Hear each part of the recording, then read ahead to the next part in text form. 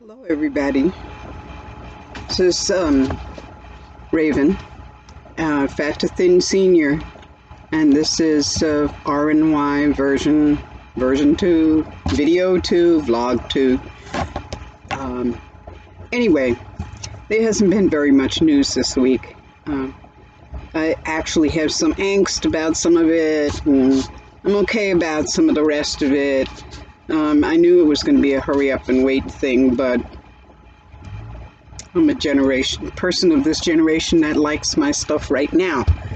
Yesterday, day before if possible.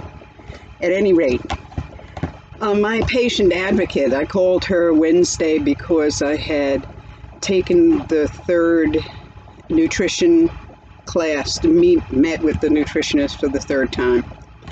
And her previous letter from way back when, giving me instructions on what to do next, said after the third meeting to call and we'll see what to do next after that. Well, she went on vacation for 2 weeks. As far as I can tell, she never let anybody know, any of her patients anyway, that she was going on vacation. So I said, okay. So I called and spoke with a temporary patient advocate who had absolutely none of my paperwork. And basically, she just told me what will happen next after they get all of the paperwork and they verify with the insurance and all of that kind of stuff. So that's that.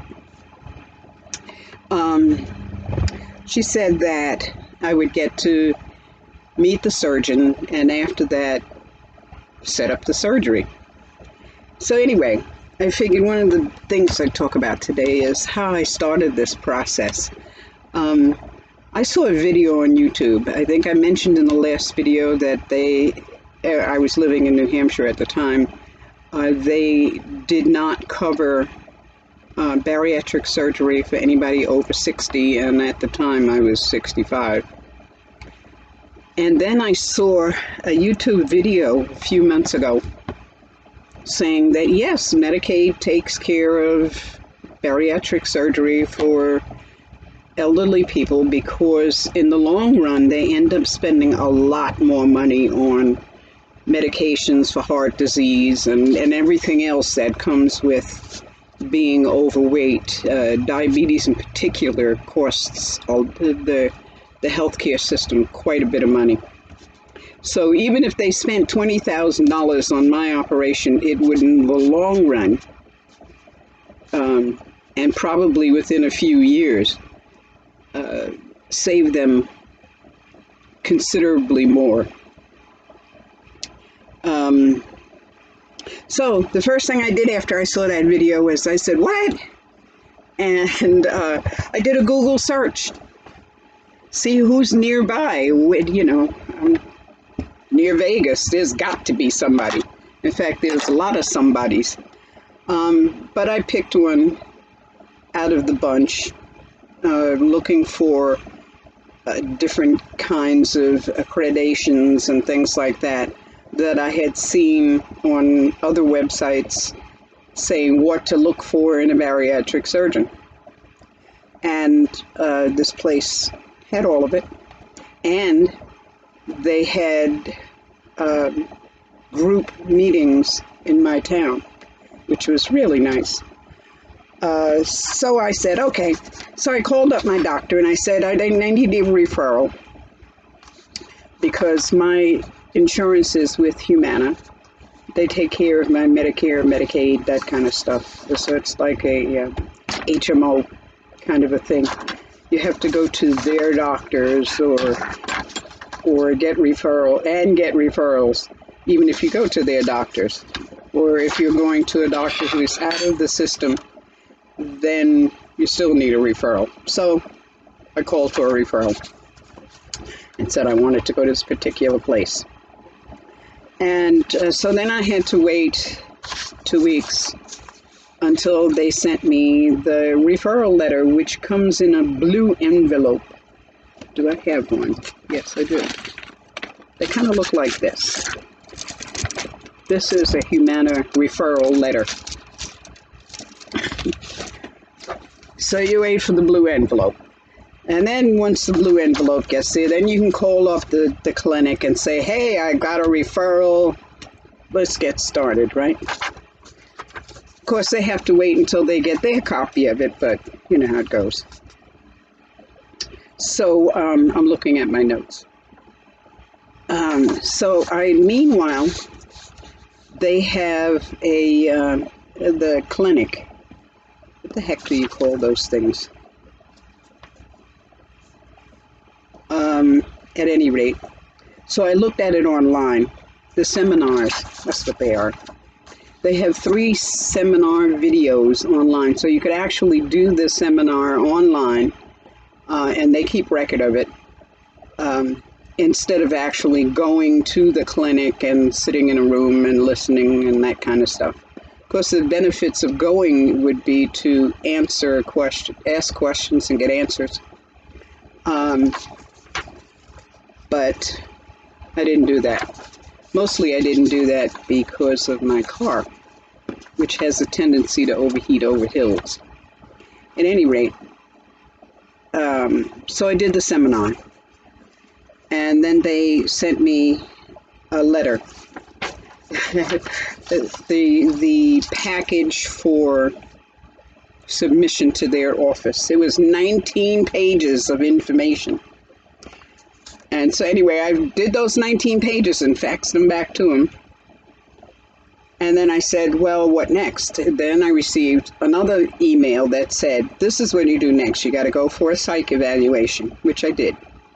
I need to go to 4 nutritional visits, 1 per month, which drives me crazy. But anyway, then I had to take lots of blood tests. They took like 5-6 vials of blood from me, EKGs, X-rays, and I had to have a letterhead, a note from my doctor on letterhead. It shouldn't be a referral. It shouldn't be on a prescription pad.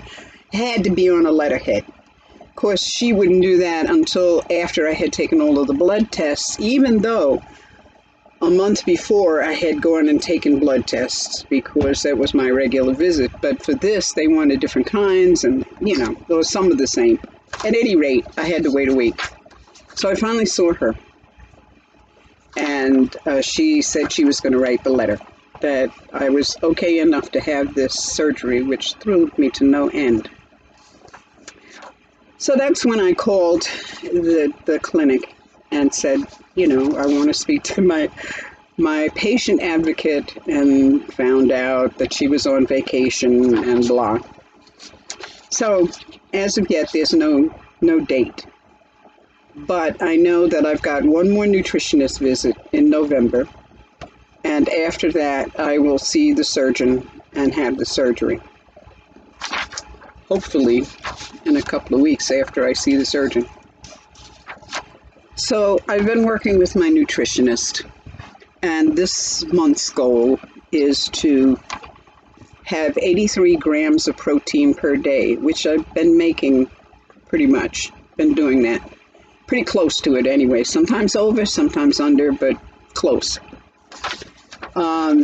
The next thing is to chew everything to applesauce consistency. Well, I haven't quite made that yet. I get stuff in my mouth, and I'm halfway through it and half of it swallowed before I realize I'm supposed to be counting to 30. Haven't done it.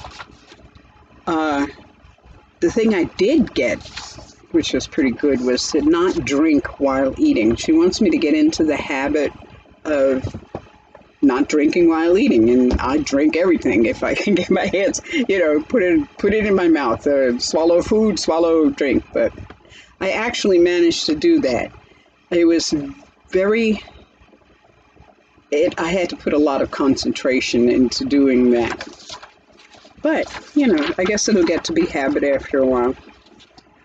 I have been also taking multivitamins and some biotin for hair loss. The biotin was recommended by a few of the people that live near here that I've met who have had the surgery, and they said that I should start taking it now, this minute. What do you do with dreadlocks when your hair falls out? I mean, I know that I've had dreadlocks fall out before. You know, they'll fall a whole dreadlock. This is not like going to the shower and, you know, getting a handful of hair. You get a bunch of hair. You get a lot of it at one time. So anybody out there that's got dreadlocks, what do you do when your hair falls out? What happens if you get bald on the top? What do you do about that? I haven't been able to find anything, you know, anything. And, you know, that's kind of worrying, you know. I mean, how do you stick a wig over all of this hair, you know? Just haven't got it. Anyway, I've been stocking up too. And I'm kind of worried about that too, because I've seen people online who say that their tastes change. Oh, they could drink Premier Protein, which is what I drink, and which is probably one of the two that I really like.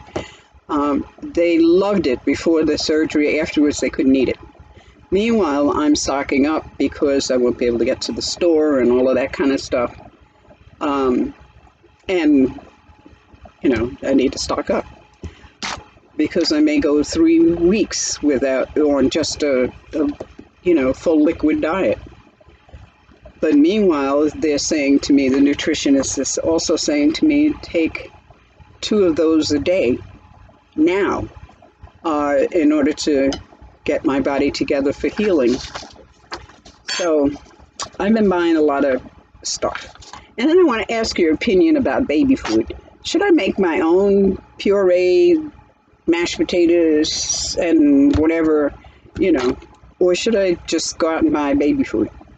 And then if you do buy baby food, what do you do with all those jars? I mean, I don't know, you know. And when it comes to baby food, and I'm sure some of you have eaten it, what does it taste like? Who's got the best flavors out there? You know, what should I be looking for? Because I haven't got a clue. I haven't had babies for, my youngest is 40-ish. Long time. Anyhow. So my thought was, so if you got all of that stuff, what do you do when your taste buds change? Do you know, just pass it on, donate it to science and cook up something else, or modify it in some way, or what do you do? So anyway, that's it for me this week. No news. As far as I'm concerned, it's not good news, but no news. And I got to do the hurry up and wait. I just really need to get myself together for that. Okay, you have a great week. I'll talk at you next Friday. Blessed be.